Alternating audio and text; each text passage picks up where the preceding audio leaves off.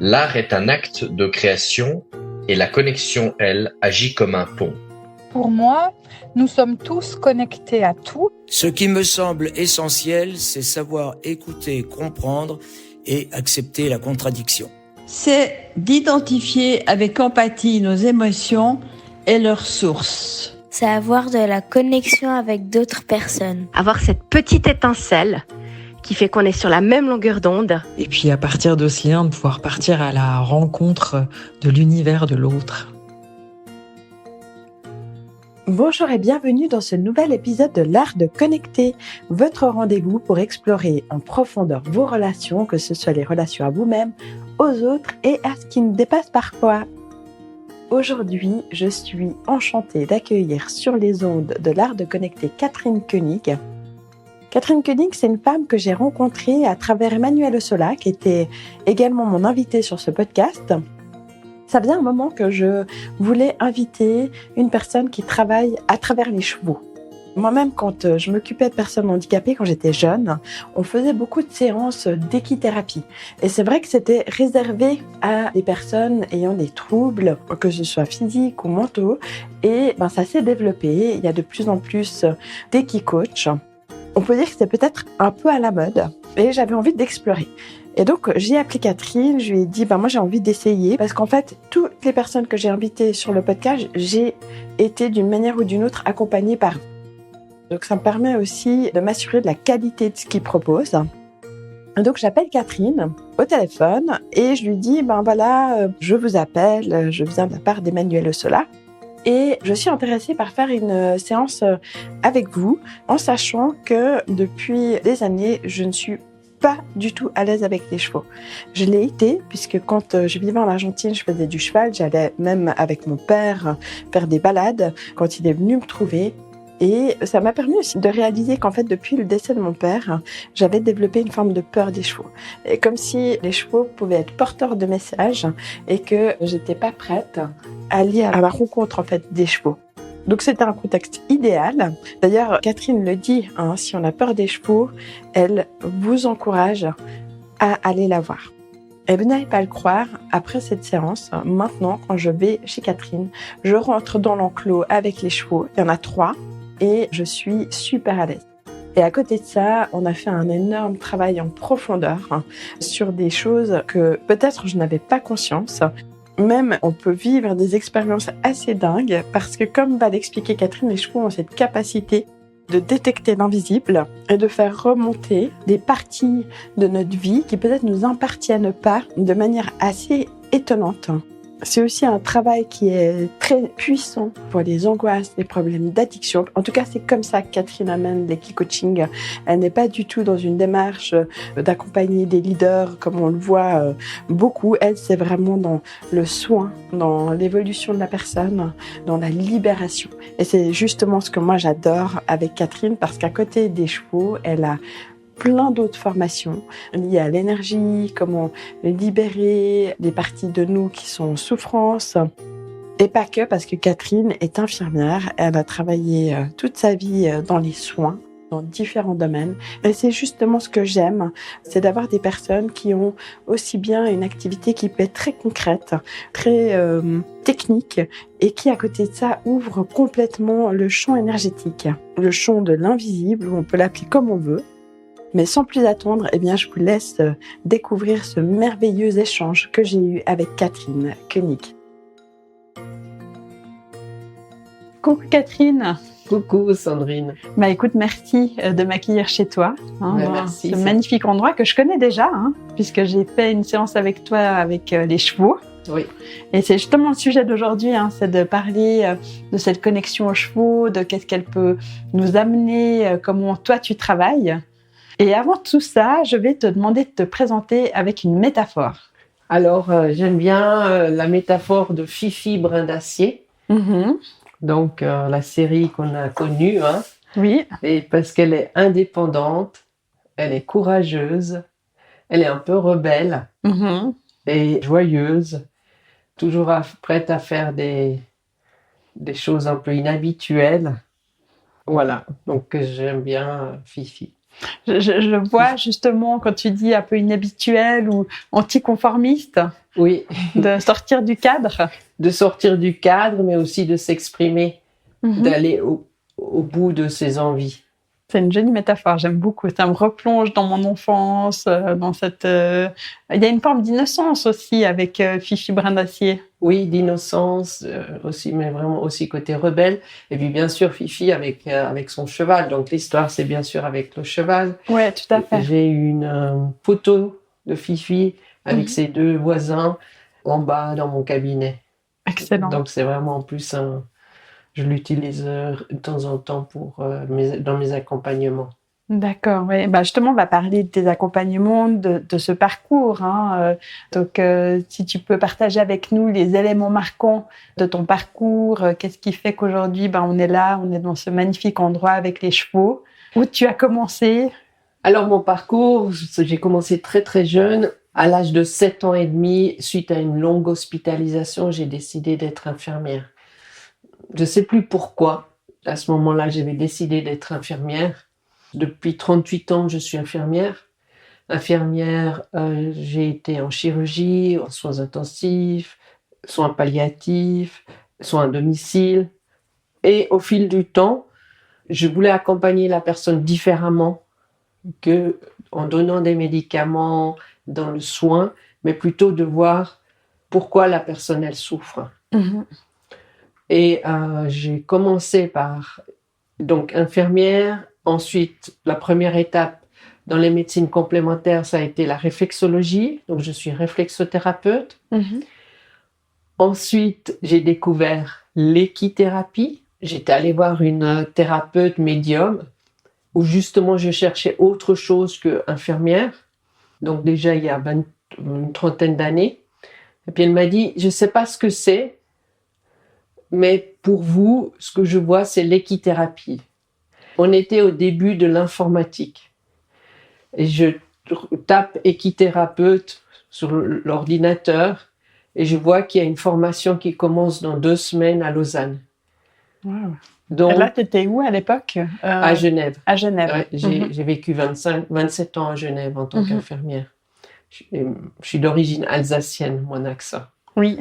Donc, je regarde sur l'ordinateur, il y avait une formation qui allait débuter d'équithérapeute 15 jours après.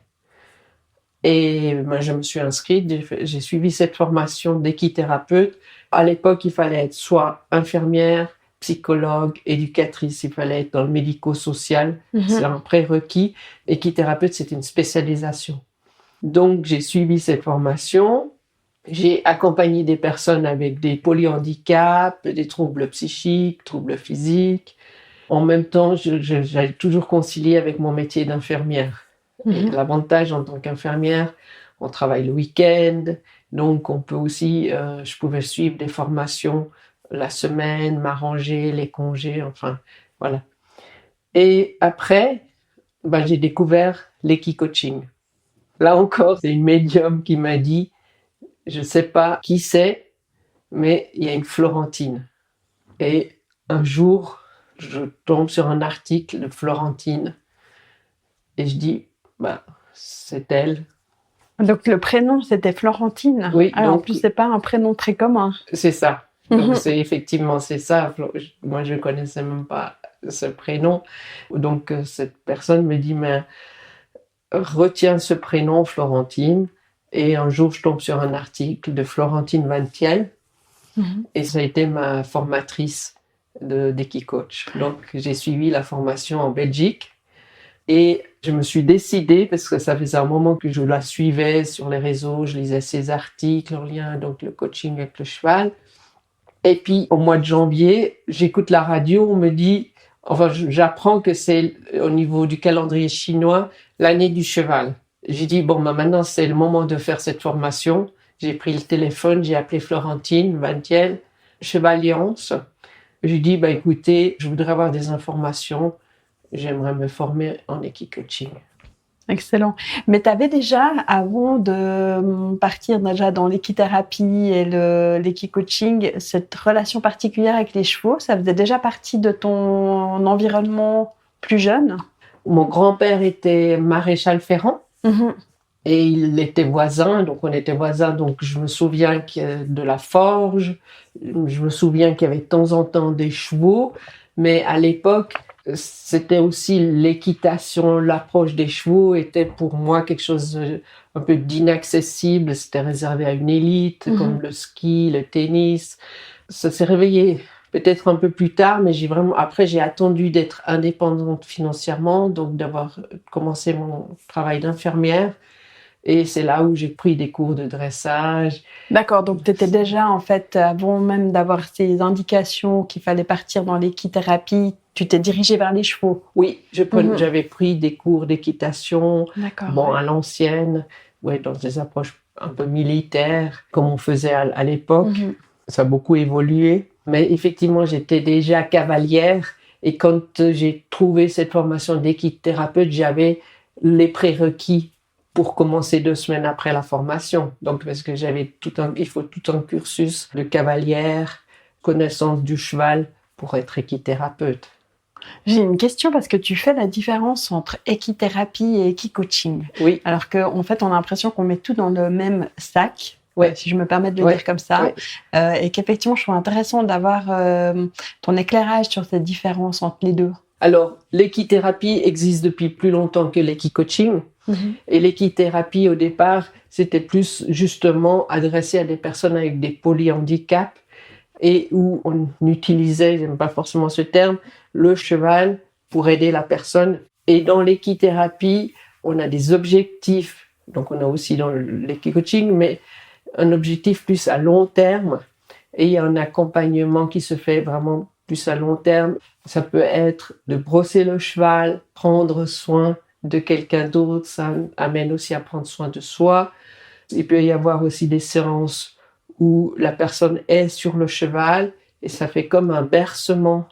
La personne est bercée, ou des fois dans l'enfance, dans la petite enfance, elle a pu avoir un déficit par rapport à l'amour porté par la maman.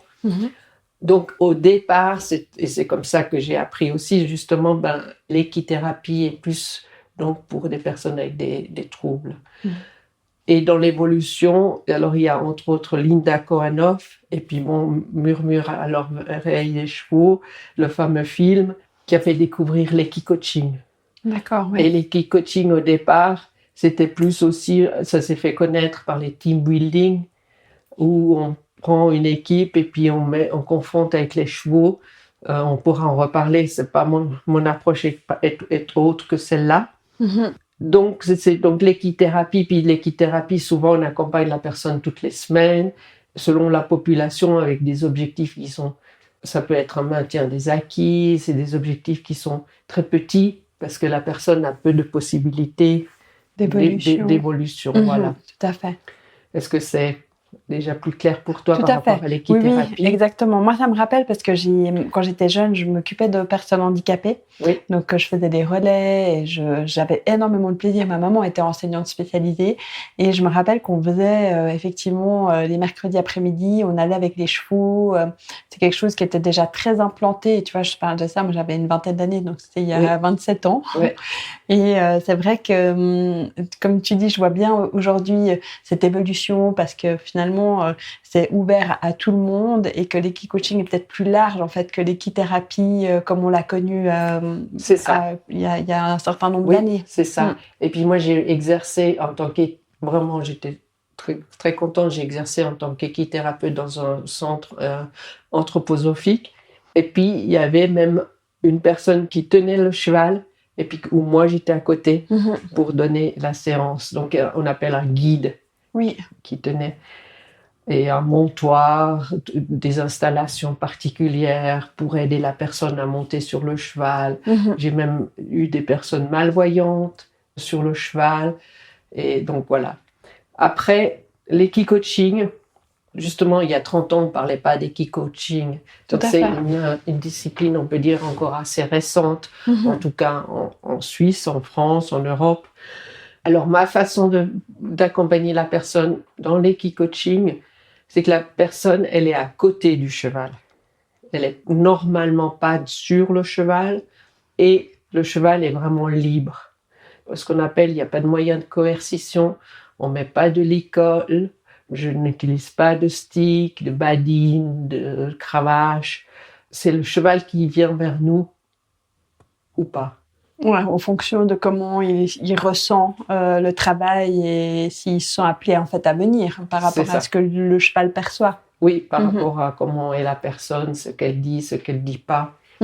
Tu parlais de cette différence entre l'équikoaching et l'équithérapie. Par rapport à ton parcours, tu as fait encore plein d'autres choses. Hein, oui, on est d'accord. Oui. Parce que je trouve important aussi de montrer en fait toutes les formations et tout le panel que tu as aujourd'hui pour accompagner les personnes à être mieux, en fait, tout simplement. Oui.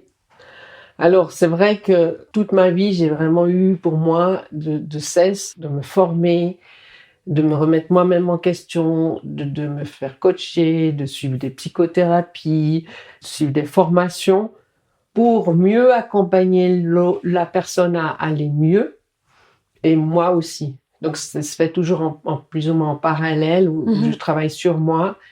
En général, quand je suis une formation, c'est pour moi, mais c'est aussi pour améliorer, aller plus loin dans mes accompagnements. Mon credo, c'est accompagner la personne de la souffrance à la joie de vivre. Ouais. La souffrance, j'ai été confrontée à la souffrance à tous les niveaux en tant qu'infirmière, la souffrance physique, la souffrance psychique, le mal-être. En tant qu'infirmière, je pense que j'ai presque tout vu. Et aussi en allant dans les familles. Donc, je connais très bien la souffrance de l'humain. Donc, j'ai commencé par la réflexothérapie. Après, j'ai enchaîné avec les fleurs de bar. Je suis praticienne en fleurs de bar. Donc, on travaille sur l'humeur de la personne. J'ai fait des formations en soins énergétiques. J'ai fait énormément de formations, en fait. Oui. D'ailleurs, j'invite tout le monde à découvrir, en fait, tout ce que tu peux amener aujourd'hui. Et il y a un truc qui me vient, j'ai envie de le partager avec toi, parce que je sais que tu me suis sur les réseaux sociaux, et où j'ai dit, parce que j'ai une de mes très bonnes amies qui est aussi dans l'énergie, dans l'hypnothérapie, elle a fait beaucoup de formations, elle est même allée en Inde, et puis elle me disait, mais tu sais, les gens n'ont rien à foutre du bien-être. Et je le pose comme ça, parce que c'était ma question de dire, aujourd'hui, est-ce que tu as l'impression de ta place que dans cette société, et on sait que c'est compliqué aujourd'hui, hein, est-ce que toi, tu le vois plutôt comme de plus en plus de gens ont envie d'aller mieux, ou il y a peut-être parfois aussi une forme de frustration de se dire, mais en fait, c'est difficile de mettre des choses en place pour une majorité de personnes? Je dirais pas que les gens n'en ont rien. Ça, non. Alors, il y a beaucoup d'évolutions aussi. Il y a une grande partie de la population qui a envie d'aller mieux et qui se rend compte aussi de certaines limites dans d'autres domaines et qui cherche dans la médecine complémentaire, alternative, intégrative. Par contre, j'aimerais pouvoir contribuer davantage et qu'on fasse davantage appel à moi ou d'autres personnes pour aller mieux. Donc, il y a des fois un peu, une frustration dans le sens où je sais que je pourrais accompagner la personne à aller mieux. Après, il faut chacun son chemin, chacun cette expérience, mais on peut avoir justement des moyens simples, comme par exemple le Lao-Chi, où je forme les personnes et moi-même j'utilise comme auto-soin. Donc on peut avoir actuellement des moyens simples pour aller mieux, ou aussi comme les access bars. C'est des points au niveau de la tête où on peut lâcher des considérations sur les limitations qu'on a, et ça fait tellement de bien. Donc c'est plutôt dans ce sens-là. Donc on voit la formation qui a aussi une place importante dans ton parcours, avec les formations de Lao-Chi que tu proposes régulièrement tant qu'il fait encore beau et qu'on peut être dehors, c'est juste. C'est ça, oui. C'est une formation sur une journée. Le Lao-Chi est une énergie qui peut être similaire un peu au Reiki, qui est davantage connu, mais le Lao-Chi a été canalisé après le Reiki, et c'est sur une journée. Et il n'y a pas de symbole, il n'y a pas de niveau. Et j'adore cette énergie qui est douce, mais en même temps puissante, et avec beaucoup de bienfaits, donc sur le corps, une des dernières participantes, elle a dit que ça a nettement amélioré ses douleurs, ça améliore le sommeil, donc ça améliore aussi l'humeur, le psychisme, et ça équilibre les chakras. Et puis ça aussi sur la clairaudience, clairvoyance, selon le canal qu'on a plus, l'intuition. Et dernièrement, j'ai même remarqué que quand moi je prends un antalgique, il me fait effet pendant 2-3 jours. Donc il augmente l'effet des médicaments. D'accord. Donc j'ai vraiment pu remarquer ça dernièrement, que si j'ai un mal, si j'ai une douleur, le médicament agit plus longtemps. D'accord, c'est intéressant de voir comment le corps peut... Toi, tu l'expliques du coup que du fait que tu es plus dans cette énergie, ça permet que ça dure plus longtemps en fait. Oui, c'est ça. Et puis, alors, ça fait 5 ans que j'ai été formée et j'utilise moi régulièrement, donc j'aime beaucoup cette énergie, ce Lao Chi, parce que je peux me faire des auto-soins. On peut faire un soin à autrui, on peut faire un soin aux animaux. D'accord. Ouais. Donc je l'utilise beaucoup pour mes animaux. Pour nos animaux, nous avons une chienne, cavalier King Charles, 2 chats, 3 chevaux et un petit bobo ou quelque chose, de faire quelques séances de Lao Chi, ça aide beaucoup. Super. Ouais. Justement, là, tu parles on n'est pas toute seule. Il y a les chevaux, il y a les chiens, il y a les chats. À quoi ressemble ton quotidien? Déjà, le matin, je me lève, je m'occupe des chevaux. Le travail de palefrenier, qui prend tout de même une certaine place. Donc, les chevaux sont juste habitent avec nous, je dis souvent. Et après, oui, je regarde comment je peux améliorer le bien-être aussi des chevaux, parce que comme c'est mes partenaires dans mon activité, et aussi, je suis aussi très attentive au bien-être des chats, de la chienne. Alors mon quotidien, il est bien occupé. Je m'occupe aussi de tous côtés. Je suis assez active sur les réseaux. J'aime faire aussi des photos. Alors on a la chance, on voit beaucoup des couchers de soleil chez nous. Donc je suis assez sensible à la nature, les oiseaux. Donc mon quotidien, je suis aussi la nature, les saisons. Oui. Je suis très sensible à tout ça. Bon, j'ai grandi dans un village en Alsace, donc j'ai cette sensibilité aussi à la nature, aux oiseaux, aux animaux. Et après, c'est d'accueillir les personnes pour les séances, donc soit en équi-coaching, soit dans les soins énergétiques, oui, et puis aussi dans la formation, comme on a vu le Lao Chi. Donc actuellement, je sais le Lao Chi. Et puis, j'ai aussi encore une activité d'infirmière. Oui, donc c'est bien chargé aussi pour toi. Donc c'est bien d'avoir ces refuges, ces choses qui peuvent te ressourcer pour que tout colle ensemble, j'ai envie de dire. Oui, alors c'est ressourçant et en même temps, je me sens avoir des responsabilités. Tout à fait. Non, tout à fait.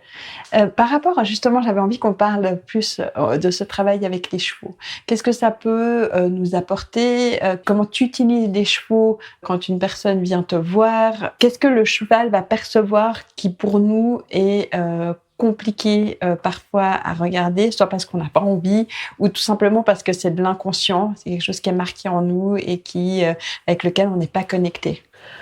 Bon, déjà, comme tu demandais qu'est-ce que mon quotidien, en général, je préviens les juments. Alors actuellement, donc c'est 3 juments. Il y en a, sur les 3, il y en a une qui est en pension. Mais les 3 juments, je les préviens. Je leur dis, aujourd'hui, nous allons avoir la visite de un tel. Vous vous souvenez, elle est déjà venue. On fait la petite réunion. La préparation avant la séance. C'est ça. Et puis moi, je demande toujours quelle contribution je peux être pour cette personne. Donc tu la demandes aux juments ou à toi-même? Alors je demande, pour moi, déjà en premier pour moi, et aussi aux juments. Comment on peut accompagner cette personne? D'accord, ouais. Et puis elles sont prévenues par rapport aux séances dans la journée. La personne arrive, souvent on a la minette Tiki qui est là quand la Donc personne, le chat. la chatte, ouais, Ouais. qui accueille le client. Et ça se fait très souvent. Très souvent. 90% des fois, elle est là. Ouais. Elle est là. Et puis Tiki, donc la minette, après elle disparaît. Et puis en général, elle réapparaît à la fin de la séance. Donc ça, c'est depuis des années. Et je l'ai vécu, hein. Oui. C'est passé aussi avec moi. Donc tu confirmes. Je confirme. Voilà, donc il y a Tiki. Après, puisqu'on est dans les chats, on a Gribouille. Pour le moment, Gribouille, il se cache encore. Mais en même temps, il est reconnaissant que je le respecte dans ce côté-là. Tout à fait. Et la personne arrive, je l'accueille, je le fais selon la météo. S'il fait beau, j'ai un bureau nomade, donc je déplace la table selon la météo, la chaise, et de préférence dehors. Moi, j'adore, et ça c'est un plaisir incommensurable de pouvoir, pour moi, travailler à l'extérieur. Ça, c'est mon plus grand plaisir pour moi, d'être dehors, avec justement les éléments, les oiseaux, les vaches des voisins. De pouvoir capter, en fait, tous les signes qui sont autour de toi et que la nature te donne. C'est ça, c'est ça, oui. Donc, c'est le coaching, donc je pose des questions à la personne. Donc, on définit aussi ce que la personne souhaite libérer, quelle est sa problématique. Et déjà, souvent là, les chevaux s'approchent de nous, essentiellement ma jument que j'ai depuis de nombreuses années, Talia, jument Franche-Montagne, qui a eu 20 ans, elle adore écouter. Elle adore écouter quand on échange. Donc, elle est déjà présente. Après, il y a un moment en interaction plus directe avec les chevaux, mais toujours où les chevaux sont en liberté. Ça veut dire on va s'approcher des chevaux, mais toujours vraiment, elles sont libres. Et puis donc là, après moi, je peux regarder, par exemple, ça arrivait plusieurs fois ces derniers temps, en début de séance, on se sentait entouré par les juments. Donc nous, on était au centre et les juments autour de nous. Donc j'observe où sont les juments, comment elles sont, et la personne ressent aussi.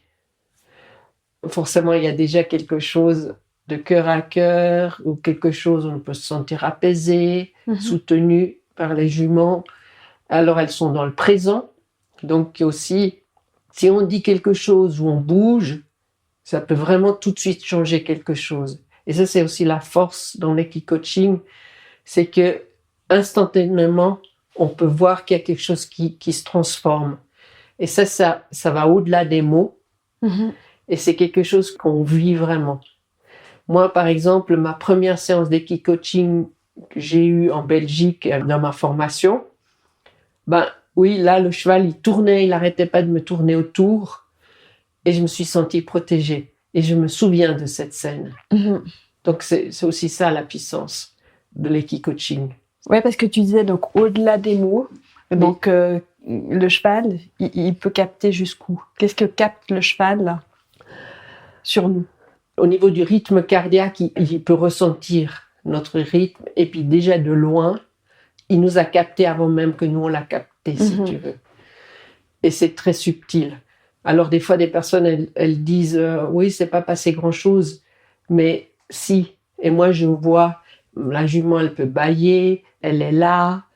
Elle peut bâiller aussi. Elle facilite, elle libère. Tout comme moi, j'ai aussi mon signal où je bâille beaucoup. Oui, on sait que le bâillement, il y a, pour des personnes qui sont dans la thérapie c'est énergétique, c'est souvent un signe de libération. Hein. Exact. Alors moi, ça me donne un indice que je suis au bon endroit. Voilà, ok. Je sais aussi que je libère des choses quand je bâille. Voilà, que tu es au bon endroit pour libérer. Oui. Que je suis au bon endroit et que je libère. Oui. Il y a les deux. Il y a les deux. Le cheval, il perçoit l'invisible il nous accueille dans le présent.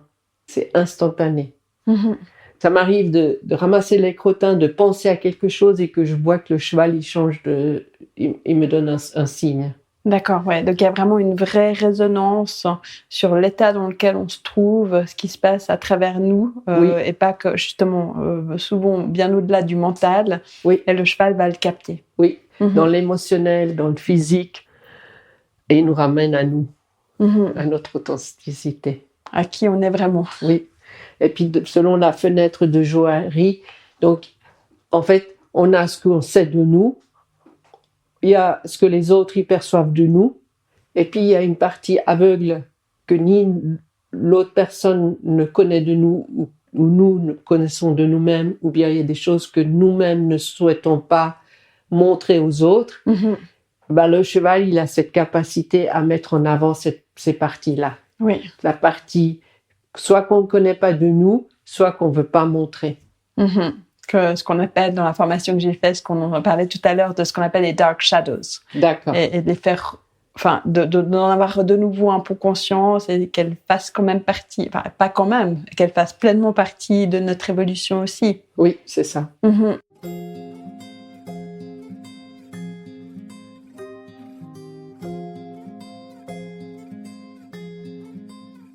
Alors, avec les chevaux, c'est une co-création. C'est une co-création parce que moi, j'utilise toutes mes capacités. J'ai le don d'aller au cœur du problème, de trouver l'origine du problème. Je suis très intuitive. Alors, bien sûr, j'ai fait énormément de formations, comme on a vu, mais il y a aussi ce côté intuitif. Oui, comme tu dis, qui est de toute façon présent depuis toujours et que tu as pu développer encore plus à travers les formations que tu as faites. Oui, et puis aussi de me faire confiance, d'y croire, de l'accepter. Il y a très longtemps, en chirurgie, quand je rentrais dans la chambre l'après-midi, je prenais mon service et puis je faisais connaissance des patients qui allaient se faire opérer le lendemain. Je pouvais dire, là, l'opération va mal se dérouler. Et ça s'est souvent vérifié. Et à l'époque, je ne pouvais pas le dire. Bien sûr. Je ne pouvais pas le dire. C'est tout un cheminement. Des fois, je suis un peu même presque effrayée de ma puissance. Donc, mes séances sont très puissantes, très libératrices, transformatrices. Ça va assez vite, mais en même temps, je suis bienveillante. Quand il y a un accompagnement, la personne peut me contacter. Oui. Et je le confirme complètement, on l'a vécu ensemble, on a vécu cette séance qui était très puissante toutes les deux, et je partage le moment où le cheval a commencé à pleurer, qui était quelque chose, un moment absolument intense pour moi, et d'avoir cette résonance du cheval qui, comme je te le dis, moi, quand j'ai décidé de venir te voir, j'ai développé une peur des chevaux. Est-ce qu'elle existait déjà avant ? J'ai pas l'impression, parce que quand je vivais en Argentine, je faisais du cheval et j'étais à l'aise. Et quand mon père est décédé, depuis, mon fils appelle l'équitation, et pour moi, c'était la torture d'accompagner, quoi. Parce que j'étais pas du tout à l'aise.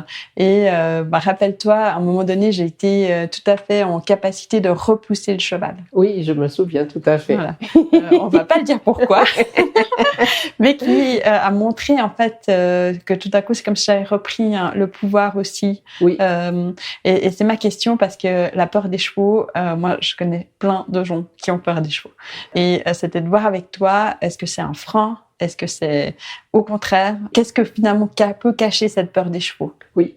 Alors quand la personne a peur du cheval, quand on me dit j'ai peur du cheval, je dis c'est bien de venir me trouver. Ça, c'est génial. Vous êtes à la bonne place si vous avez peur des chevaux, et j'ai de nombreux exemples où j'ai accompagné des personnes qui ont peur des chevaux. En fait, aussi, la peur du cheval, elle cache d'autres peurs. Et donc, en affrontant cette peur-là avec mon soutien, et en plus avec des chevaux qui sont hyper bienveillants, il faut venir me trouver. Et d'ailleurs, c'est un des, je le note, pourquoi venir me trouver ? Vous avez peur du cheval, venez me trouver. Ouais, donc je le dis à tout le monde, pour ceux qui ont peur des chevaux, venez voir Catherine. Une belle histoire dernièrement, une dame est venue prendre un café, donc elle venait pas en séance. Et puis, elle a 93 ans, elle me dit, mais vous savez, j'ai peur des chevaux. Je l'ai prise sous le bras, je l'ai accompagnée et elle a pu toucher les juments. Mhm. Et elle était tellement heureuse. Alors là, c'était simple, c'était rapide, disons. Bien sûr. Et alors on va aussi je vais au rythme de la personne. Donc on peut tout à fait, c'est arrivé où une personne avait peur du cheval, on est resté à l'extérieur du territoire des chevaux, et puis on y va progressivement. Mais comme j'utilise justement aussi des approches par rapport au traumatisme, les chocs, soit des outils d'Access Consciousness, qui est connu par les Access Bars, soit d'autres approches de tapping, et où je travaille sur les traumatismes. Et donc, on va vraiment, ça permet d'aller au cœur du problème pour le libérer. Pas besoin de connaître toute l'histoire, pas besoin de retraverser tout le trauma, pas du tout. Moi, mon objectif, c'est vraiment de libérer pour que la personne puisse aller mieux. Ouais, c'est ce que tu dis. Hein. Moi, je l'ai aussi appris en formation. Ces traumas qui nous marquent en fait dans le corps, oui. Et on n'a pas toujours conscience d'à quel point ça a ancré quelque chose de fort chez nous. Et je suis totalement d'accord avec toi quand tu dis on va pas refaire l'histoire, parce qu'en refaisant l'histoire, finalement, on reste dans notre mental. Oui. On reste dans une forme de conceptualisation de la souffrance, de la douleur, puis on le vit pas vraiment. C'est juste. Alors j'utilise beaucoup le corps. Quand la personne, si par exemple, vous avez peur du cheval, c'est où dans votre corps et comment, et puis on va libérer. Ça m'arrive de faire aussi des chirurgies énergétiques ou des processus, des soins énergétiques. Ouais, donc j'ai vraiment aussi cette particularité d'agir sur la globalité. Et tu travailles aussi avec les enfants, parce que tu m'as montré ce magnifique dessin, je ne sais pas si tu l'as partagé sur les réseaux, d'une jeune fille oui. Qui a fait ce dessin avec les chevaux. Donc elle a dessiné tes 3 juments, hein, c'est oui. ça, Talia, Polka et Princesse. Et elle a écrit « Je suis pas parfaite ». C'est OK. Et ça, je trouve que c'est très fort parce qu'on parle beaucoup de ces messages d'autorité du passé, hein, qu'on traîne avec nous pendant des années, voire même toute sa vie. Et de voir qu'effectivement, tu peux accompagner les enfants. Tu parlais aussi d'accompagner une enfant qui avait peur de dormir le soir, parce que ça, c'est aussi quelque chose qui existe. Moi, j'ai eu ça avec mon fils. Alors, j'avais fait appel à Catherine Buller, que tu connais aussi très bien. Donc, c'est de voir comment tu peux aussi accompagner les enfants dans leur trajectoire et pas attendre que ça se fasse à 45, 50, 55 ans. Alors là, c'était la fille d'une ancienne collègue qui m'a dit « Mais Catherine, moi, ma fille, elle est terrorisée quand elle doit faire un exposé à l'école. 15 ans. Elle a mis un certain temps pour venir me trouver, cette jeune fille. Et puis elle est venue avec ses parents, accompagnée par les 2 parents. Donc c'est la voie royale. La voie royale. Tout à fait. Et on a pu voir à quel moment ça s'est réveillé, cette peur. En fait, elle avait fait un exposé et puis sa meilleure copine l'avait critiqué. Et donc, elle en était vraiment arrivée à un blocage. Elle faisait les exposés à part avec la professeure. Elle avait vu avec la maman, et donc c'était tout de même quelque chose de très particulier. Donc, sinon, elle était bloquée. Incapable de parler devant ses copains, camarades de classe, copains, copines. Ouais. Donc c'était tout de même très fort et en même temps très handicapant. Elle est venue donc une première fois. À un moment donné, je me souviens, j'ai dit quelque chose et les juments ont bougé. Elles étaient à la stabulation, dedans à l'écurie. Et j'ai dit quelque chose et à ce moment-là, elles sont sorties. La maman l'a remarqué et la jeune fille aussi. Donc il y a eu quelque chose. Elle est venue une première fois. Entre-temps, elle a fait un exposé. Et le professeur a même dit, prenez exemple sur comment elles se sont exprimées, ce qu'elles ont dit. Wow. Donc, elles ont carrément été même prises en exemple. Elle est venue une deuxième fois. Et c'est là, justement, à la fin de la première séance, j'ai dit, on a pu montrer aussi qu'elle avait qu'elle était assez perfectionniste, donc elle avait toujours peur de pas parler assez bien, de pas s'exprimer correctement. Enfin, il y avait un petit souci de perfectionnisme que j'ai pu mettre en avant. Oui. Je pense qu'elle n'en avait pas vraiment conscience et donc je lui ai demandé de faire un dessin après la première séance. Alors dans le dessin, ce qui est joli, bon, il y a le ciel, il y a le soleil, il y a un arbre, la verdure et les 2 juments d'un côté, la ponette de l'autre côté. Et puis elle s'est dessinée aussi grande que moi alors qu'elle est plus petite que moi. Et puis elle s'est mise à la même hauteur que les juments. Et puis donc elle a écrit « Je ne suis pas parfaite ». Et puis moi, je réponds « Mais c'est OK ». Je lui avais aussi proposé de faire un exercice qu'elle a fait. Je me souviens plus ce que j'avais proposé, mais j'avais été vraiment surprise qu'elle a suivi mes conseils. Elle est revenue une deuxième fois, là avec la maman. Donc la maman, elle était très, parce que c'était aussi une préoccupation pour la maman. Ma fille, elle se bloque, elle n'arrive pas à s'exprimer à l'école. Donc elle a pu voir aussi l'évolution. Et à la 3e séance, je fais ça rarement, mais là, à la 3e séance, la jeune fille, elle s'est mise sur le dos de Talia accrue. Et je lui ai demandé de se mettre en situation où elle présentait un exposé. Donc je l'ai fait parler, elle était sur le cheval, s'exprimer aussi plus clairement pour qu'on l'entende. Alors déjà, c'était une joie pour elle d'être sur le cheval et elle a jamais imaginé qu'elle pourrait être sur le dos d'un cheval. Donc c'était vraiment sa première expérience avec les chevaux, les poneys. Peu de temps après, elle a eu ses examens et j'ai demandé à la maman, elle a passé ses examens haut la main. Et moi, cette jeune fille, dans quelque temps, moi, je la vois comme oratrice. C'est fou, hein, mais tu sais, souvent les orateurs, moi j'avais une trouille bleue de parler en public. Et je me rappelle que par contre, quand je me mettais devant et que je faisais mon exposé, je bluffais toute la classe et j'avais toujours la meilleure note. Et pourtant, ça m'a mis des années pour vraiment m'approprier en fait cette compétence.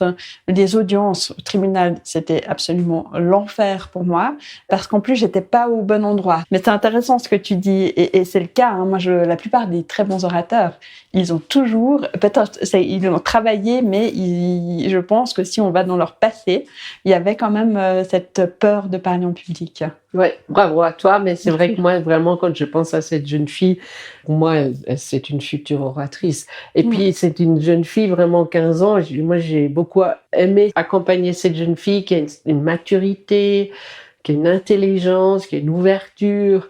J'ai beaucoup aimé l'accompagner, en plus avec ses parents, donc qui ont été aussi témoins de l'évolution. J'ai eu une belle histoire, une maman qui me dit... J'ai des jumelles et une des 2 ne dort pas depuis la naissance. Elle avait 3 ans. Elle est venue en séance. Celle qui dormait peu, elle était très timide et l'autre était plus éveillée. Au départ, des fois, je ne sais pas comment aborder la personne. Je lui ai demandé comment s'était passée la grossesse, bien, la naissance. Celle qui dormait mal, elle a été séparée à la naissance. Elle a été mise dans une couveuse. Et la petite fille m'a regardée. Et là, j'ai dit, OK, là, on touche le cœur du problème. Mais la petite fille, vraiment, 3 ans, elle m'a regardée. Elle m'a écoutée. Et puis après, j'ai fait une séance Access Bar. Donc, les Access Bar, j'aime beaucoup aussi parce qu'on peut faire depuis la naissance. Pour les femmes enceintes, ça marche très bien. Ça marche bien pour le stress, lâcher prise. Et j'ai fait une séance et comme elles étaient petites, les 2, je les ai mis les 2 sur la table de massage. Et celle qui était plus timide, j'ai proposé à la maman, vous mettez les doigts au même endroit que moi je mets. Et j'ai mis sur l'autre, la sœur qui était moins timide, une séance, depuis elle dort. Parce que je rencontre régulièrement la maman. Et depuis elle dort. Voilà. Et puis de temps en temps, la petite fille, elle lui dit, maman, tu peux mettre les doigts sur la tête et puis ça la calme. Ouais, c'est génial. Mes accompagnements aussi, c'est que sont très individualisés. Je ne sais jamais comment ça va être la séance, mais je suis hyper à l'écoute de la personne et de ce qui serait le plus adapté pour la personne. Donc, c'est aussi une danse, comme avec les chevaux. Je danse, je surfe avec ce qui se présente. Oui. Il n'y a pas, on fait comme ci, comme ça. Enfin, c'est adapté à la personne. Ça anticipe ma question d'après. Comment tu te connectes aux personnes? C'est quoi les outils que tu utilises pour créer du lien? Comment tu vas aller vers quelqu'un? Qu'est-ce que... Je crois que j'ai pas d'outils. C'est moi. C'est toi. C'est moi. Je suis honnête. Je suis respectueuse. Je suis sincère. Donc il y a l'authenticité, en tout cas, Oui. qui a une valeur très forte chez toi. Oui. Mhm. Et moi, par exemple, ce week-end, donc j'avais un stand dans un salon bien-être à Romont où tu es venu me trouver. Je te remercie beaucoup. C'était un plaisir. J'étais touchée. En fait, je suis allée vers pratiquement tout le monde, vers les autres exposants. Donc, j'ai cette facilité d'aller vers les autres, de m'intéresser aux autres. J'ai pas vraiment d'outils, en fait, je suis authentique. Ouais, alors moi, si je le traduis en termes d'outils, puis ça fait partie de mes formations, tu as vraiment cette présence et c'est ce qu'on appelle l'écoute active, pouvoir écouter les gens, leur donner l'espace pour qu'ils puissent aussi prendre le temps, l'utilisation du silence, parce que j'ai vu que tu l'utilisais aussi de manière très juste à des moments... c'est vrai que ça, on le voit, des gens qui sont qui ont tout le temps besoin d'occuper l'espace. Et même des gens qui sont eux-mêmes accompagnants ou, en tout cas, moi, c'est quelque chose qui m'a marqué dans nos échanges, que on peut se regarder et rien se dire et c'est OK. Oui. Et ça met pas toujours les gens très à l'aise ou de devoir le vivre ou de se dire, mais on a absolument besoin de parler. Oui. Alors, le silence, justement, je pense qu'on a vraiment le silence. Et ici aussi, en venant chez nous, il y a le silence, mais il y a le calme. Et puis aussi, de prendre le temps, de poser le téléphone. C'est tout de même devenu quelque chose de problématique, ce téléphone. Et bien sûr, la nature, les chevaux, le cadre le permet. Mais pour moi, c'est hyper important. Et je propose aussi une journée VIP. J'adore ces journées où j'accompagne la personne sur une journée. Alors, ça peut être une personne, c'est arrivé un couple. Donc là aussi, je fais à la carte. Et je me souviens, une personne, elle s'est offert ce cadeau pour ses 60 ans, de venir une journée. Donc, je suis vraiment toute la journée avec elle, pour elle.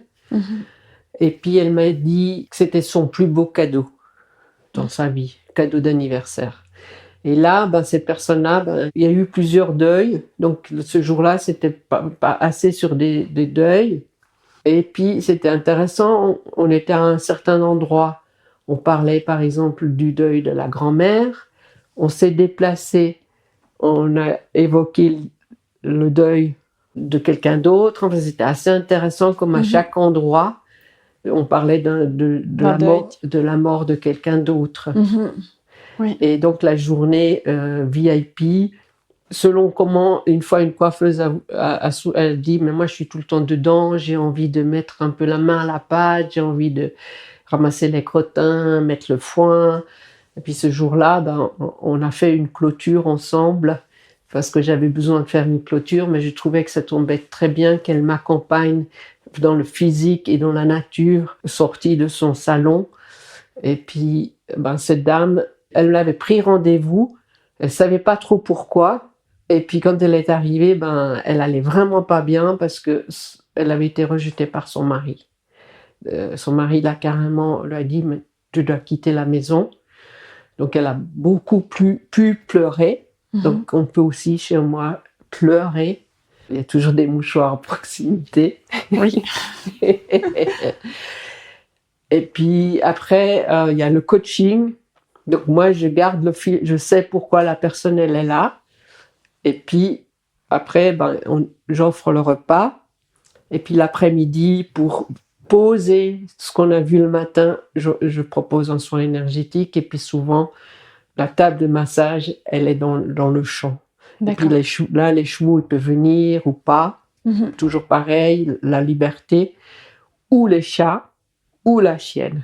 D'accord, ouais. Donc c'est vraiment quelque chose de très fluide et voilà, tout se joue, tout va se dérouler en fonction de ce qui vient. Oui. de t'accueil, de l'énergie, des présences, en fonction de ce que la personne, elle, a besoin pour pouvoir libérer, pour pouvoir aller mieux. Oui. Oui. Très bien.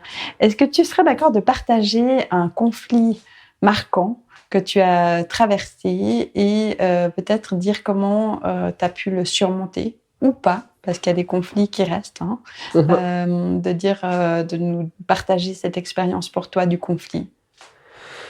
Alors, ce qui me vient, bon, bien sûr que j'ai eu des épreuves, hein, comme tout le monde, des conflits. J'aime pas les conflits. Je pense comme 99,999% des gens. Et que j'ai plutôt la tendance peut-être à les éviter. Alors, on habitait à Aujan, dans une maison. J'avais vraiment enfin pu mettre en place l'accompagnement, l'équi-coaching, avec ma sensibilité, mes particularités. Donc, j'ai vraiment mis en place tout ça. Et puis, certes, dans un village où entouré de voisins, donc un peu étriqué. Et puis, un jour, la voisine est arrivée et je me suis sentie vraiment mal. Et finalement, on est parti par rapport à cette voisine. Voilà, c'était un conflit. Comment j'ai réagi, c'était pour moi qu'il fallait qu'on déménage. Donc, j'ai pas été voir la personne, mais c'est plutôt, mais moi, je sentais qu'il fallait partir.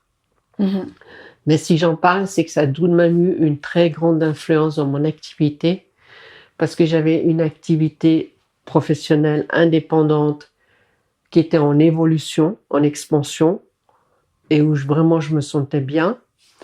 Et d'avoir déménagé, tout s'est arrêté. Oui. Donc, c'est au-delà d'un conflit, c'est une épreuve. Oui. C'est une énorme épreuve dans le sens que, après, on a habité en appartement. Les chevaux ont dû aller dans un manège. À ce moment-là, j'avais des mini Shetland, qui sont des super coachs aussi, les mini Shetland. Ok. Ouais. Et la jument, donc j'ai dû me séparer de jument, j'ai dû me séparer des mini Shetland. Ça a été vraiment un gros cataclysme personnel. Même Talia, la jument tête, dans une communication, elle dit ça va être long, mais je vais attendre. L'activité s'est arrêtée. C'est vraiment du jour au lendemain, c'est complètement arrêté. 0 chiffre d'affaires.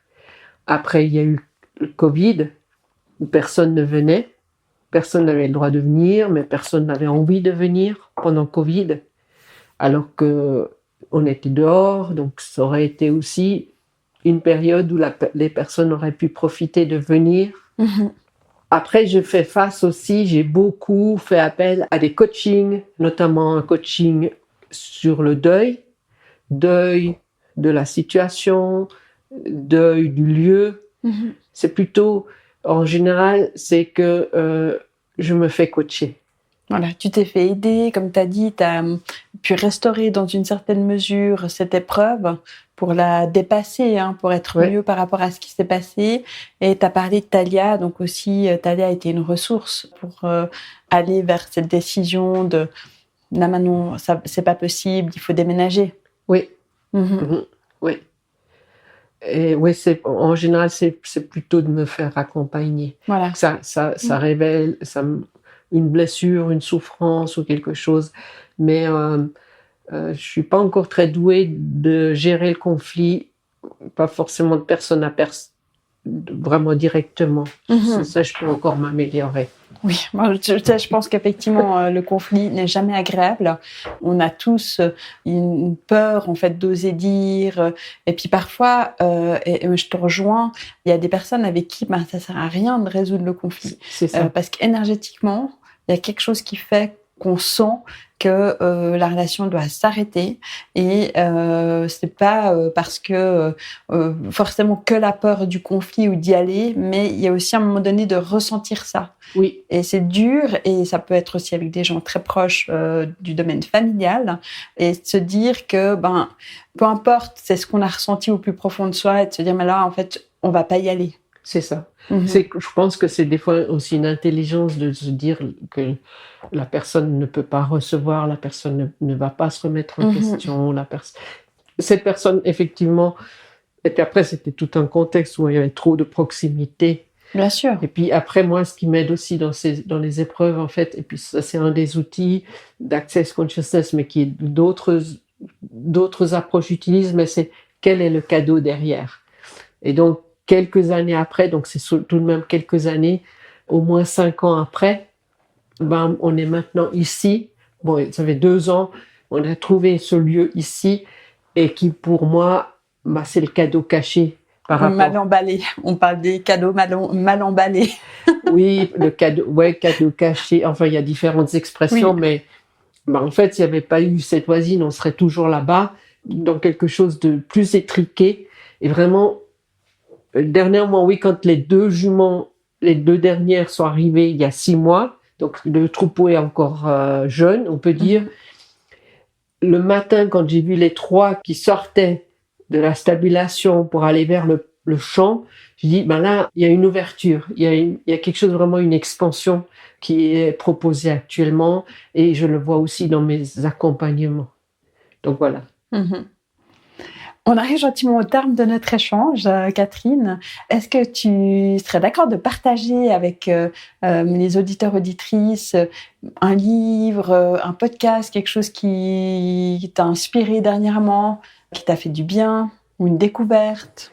Alors, un des livres qui est sur ma table de nuit et que je lis actuellement, c'est Le juste corps pour toi de Gary Douglas, qui est donc le fondateur de Access Consciousness. Et en sous-titre, c'est marqué « Et si votre corps était votre meilleur ami ?» J'adore. J'aime beaucoup Access Consciousness, comme on a déjà vu, mais parce qu'en fait, on pose des questions. On n'est pas dans des affirmations. Et la question va ouvrir le champ des possibles. Et donc, c'est mon livre de chevet. Et aussi, pour moi, dans une recherche en ce moment de mincir un peu. Et d'être mieux dans mon corps. Donc, être mieux dans mon corps et accompagner aussi les personnes à être mieux elles-mêmes dans leur corps. Ouais, c'est tellement, tellement essentiel. C'est ça. Où est-ce qu'on te trouve si on veut te chercher? Comment on te contacte pour découvrir tout ce que tu as à offrir?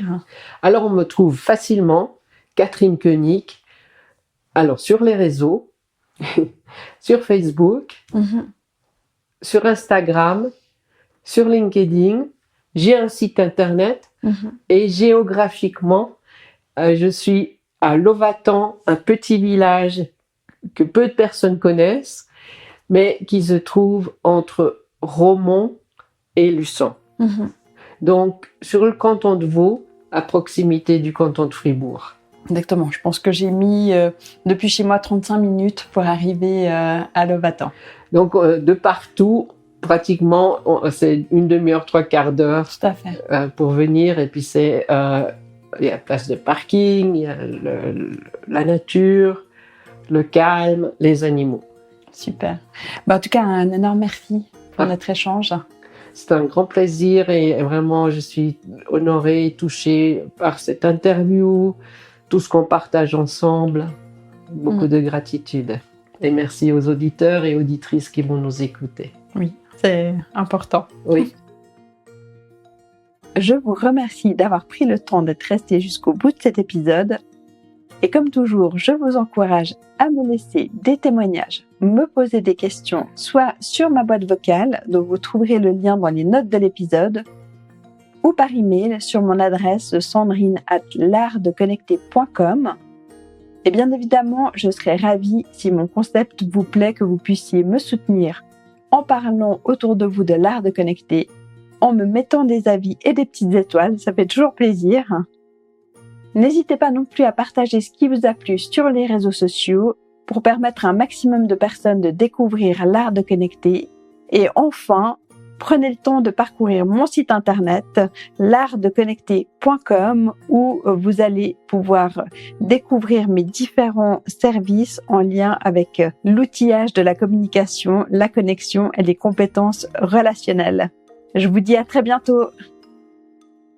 Pour moi, l'art de connecter les gens, c'est de connaître les forces et les faiblesses de chacune des personnes de son réseau, amis, collègues, famille, et de savoir qui serait leur meilleur complément pour un projet, un problème, une envie. Il faut oser dire ce qu'on pense. L'art de se connecter, c'est rapprocher les civilisations. Connaître pour mieux unir.